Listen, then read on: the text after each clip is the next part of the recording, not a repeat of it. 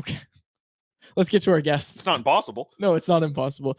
Let's get to our guest, Tristen Nielsen of the Abbotsford Canucks. Tristen, you ever seen a laptop around the rink? It's a thing.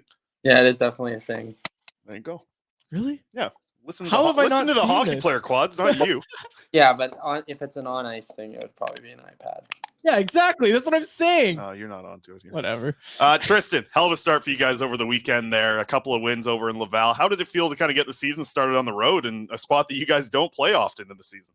It was actually kind of nice. I mean, starting the first kind of road trip of the year is always fun. I mean, you get to know the guys a little bit better and kind of get that chemistry going. And obviously, for our first 2 games, coming out with 4 points is huge. For chemistry, you're building it on that line with Vasily Podkolzin and Sheldon Dries. We've seen Dries rip up this league in past years. We've also seen Vasily have good times in the NHL. What are you trying to do on that trio now? You're in a spot right now playing top line with the Abbotsford Canucks. I think I just trying to kind of play my game and not stray from it. Trying to get in on the pucks, obviously, and be physical and kind of get them the puck. I know is they'll give the puck back to me, which is always nice, but they're definitely a skilled group and they have high expectations. I mean, they were both in the NHL for the most part last year, so they want to get right back to it. So they're kind of out there to dominate and try to get goals and win the game. So I just kind of have to play my game and play to their standard. Looks like you guys are going to have 2 good goaltenders out there again. What's your first impression been of Nikita Tolopilo? Man, he played amazing. He had a really, really good game. I was actually really impressed how calm he was, and the timing of his big saves were huge for us. Tristen, I got to ask about one of your goal celebrations I saw from your hat trick on Saturday. I don't know if you knew I was going to ask you about this, but there was a lady up in the stands. You were giving it to her with the celebration a little bit, banging on the glass there. Do you remember anything from that, or was that just heat of the moment thing? Well, I remember looking into the crowd, and usually it's when you're in an away rink, it's people are more mad, so you rub it in a little bit more, and it makes it more fun. But when I rewatch it, she was actually cheering of kind of happy. So I was it definitely made for a good moment. I'm sure you guys are excited for those moments at the Abbotsford Center, which starts with the home opener on Friday. How much are you guys looking forward to it? Because from talking to people around the team and some players as well, there's a lot of good vibes about what you guys have and can put on the ice on a nightly basis. How excited are you to get it going at home on Friday? Very excited. I mean, obviously, I think we have a really phenomenal fan base, and every time you get to play at home, it's exciting. I think we just got to get back to kind of where we left last year, and that's that when you come into our rink, it's hard. It's hard for you guys to win. So we usually play well. I mean, a lot of it comes from our fans and the atmosphere in the building, but I just think it comes with preparation as well, and it's going to be a fun year, and I'm really looking forward to the start of it this week, or the kind of home stretches. What do you make of the way your year ended last year as a group? Does it kind of feel like there's unfinished business for this team? Yeah, I mean, we were definitely happy. I mean, making playoffs and everything, but I think you always want to go farther than you did. And I think with our work ethic and how we played against Calgary, I think we deserved a little bit more, but I mean, they had a hell of a team as well. So this year it's kind of going to be like that redemption thing. I feel like we have a lot more different faces and stuff, and it's a way younger team, but I'm also very excited because I'm pretty sure their team's pretty similar to last year. So it'll be fun to get that rivalry back right to where it was, I guess. I was talking to Jack Rathbone yesterday on his way out, and he was saying that he does feel bad leaving this team because you guys are such an absolute wagon heading into the season. Those are his exact words about it. And I guess how different is the feeling after getting into the playoffs last year? I have to feel the confidence just growing with this group. And like you said, it feels like this team improved. So I guess my question would be what are you guys feeling more confident in this year than maybe last year? I think one really big thing we have this year going for us is we're all young people competing every day. So whether it's practice or anything, I mean, everyone here wants to finish in the NHL, and I think everyone's young enough that they're going to have a chance. I mean, everyone here is considered a prospect. So it's that kind of compete level that we're going to have practice can be an advantage. And I think going on to into games, everyone's going to try to be at their best every single game because they want to prove to the organization, but also to the staff and they want to get a more opportunity and more everything. I think whether it's PK, power play, or anything, I think everyone's just competing against everyone, and it's healthy because we have such a good tight-knit group of guys, and it makes it more fun going to the rink and competing, knowing that your buddy's not going to be mad at you or whatever. He's going to be excited because he's like, you're pushing me and I'm pushing you.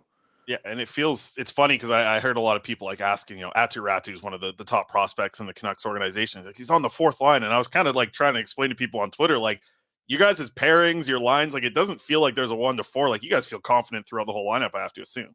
I would say that fourth line probably plays against every other team's number one line. Like, yeah, it's John Stevens and Chase Waters are not fourth liners. Like, they're two of the hardest working guys probably in the league, and they're both like defensive specialists. Like, that's going to be their job. Like, Rats is playing on a line that's going to prepare him to realistically go against top line, which would be like probably 4 third liners in the NHL. And he's going to be going against them every game. And I think that's going to develop his game even more.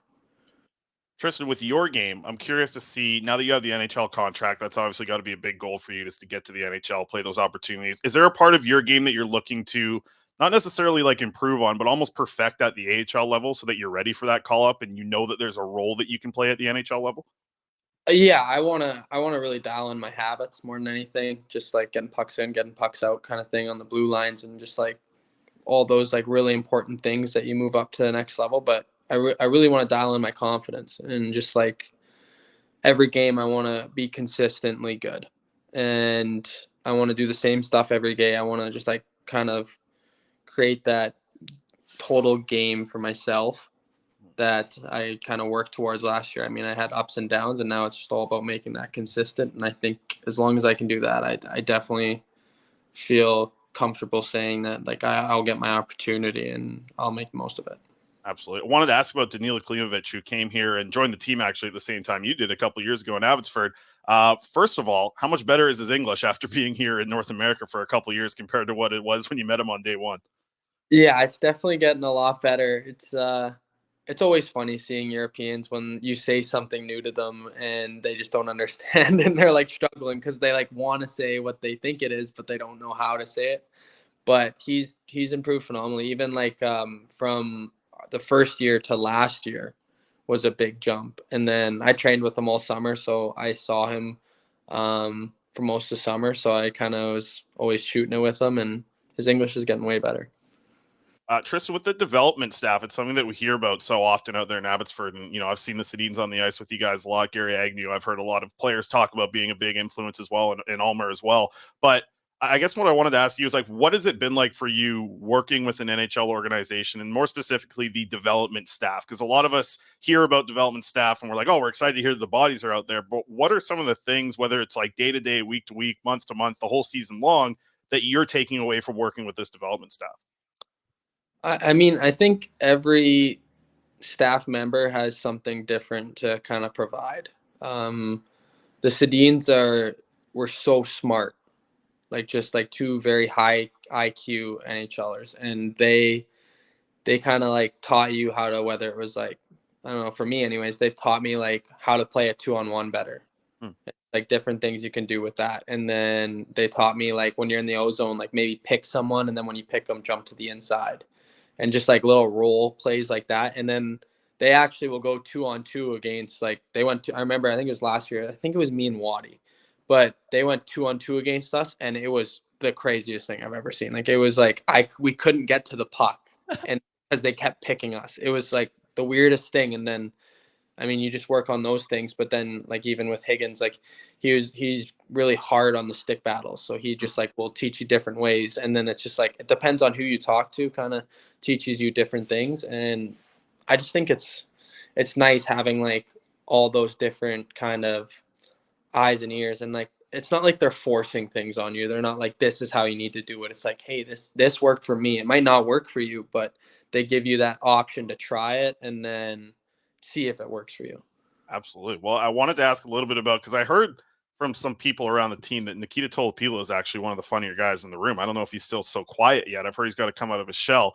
I've also heard the same things about Archer Seelovs, but I got to ask, who has the most jokers per 60 out of the forwards, the defensemen, and the goalies? Who's leading the charge there on that analytics stat?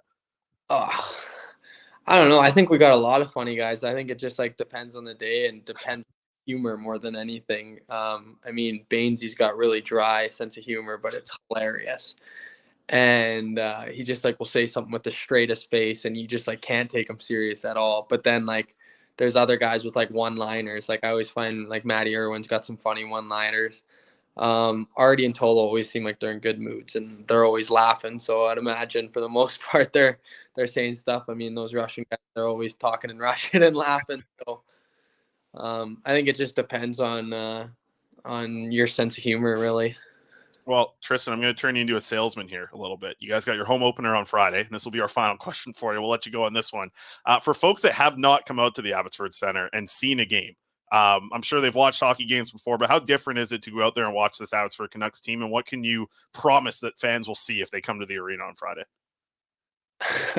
I learned in the hockey world you can't promise much because everything's different. But no, I just think you're going to get a chance to see some of the future Canucks. I mean, we got a lot of young guys, and we're not the oldest team, but you're going to see a lot of speed and skill, and you're going to see guys giving it everything they got to make it to the next level. So sounds like a promise to me, Tristen. All right, man. Well, we appreciate you taking the time today. We'll see you out there on Friday. Best of luck, and we'll see some more hat tricks hopefully as the season goes on, man. Awesome. Thanks, guys. There he is, Tristen Nielsen, joining us there from the Abbotsford Canucks.